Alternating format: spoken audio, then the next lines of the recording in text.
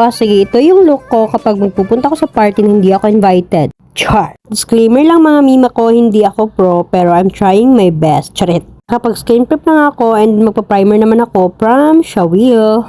And masasabi kong napakaganda nitong primer na to mga mi. At kapag gusto niyo yan, ilalagay ko na lang sa comment section ng link. Magsabi lang kayo sa akin. Story time muna tayo mga mi. Alam nyo ba na sa kapapanood ko ng mga makeup videos, mas nainganyo ako, nasubukan ko kaya.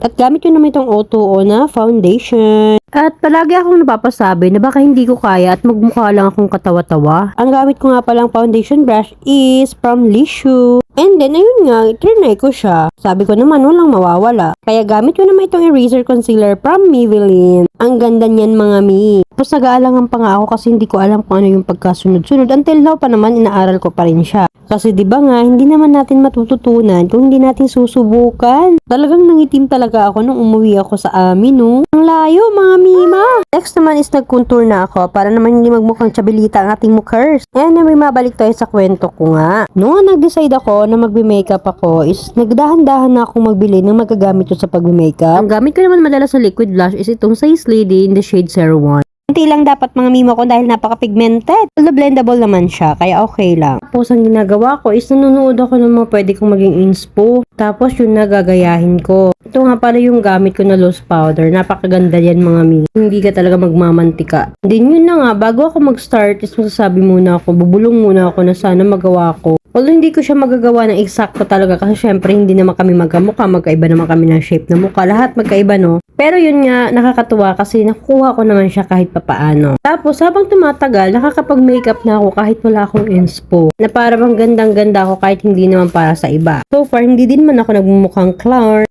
Naglalagay na nga ako ng aking eyeshadow. Hanggang sa napag-aralan ko na kapag maglalagay ka ng eyeshadow from dark to light.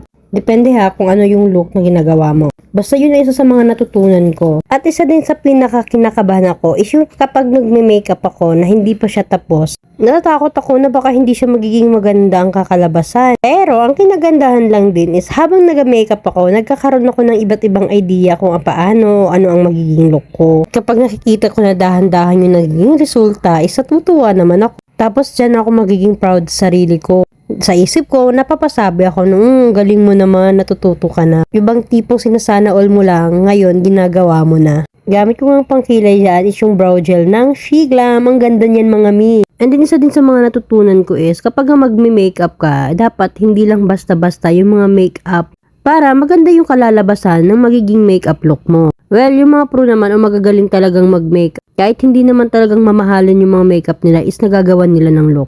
And well, masasabi ko, kaya ko din naman gawin. Kasi hindi rin man ganun kamamahal yung mga makeups ko. Yun lang din yung mga binili ko dahil pang personal ko na rin yan nagamit. Kasi baka mamaya, diba, hindi tayo yung sa product at magka-rushes tayo. Hindi naman sa pag-iinarte. Ang mascara na gamit ko is from Dazzle Me. And then, tada! That's the final look.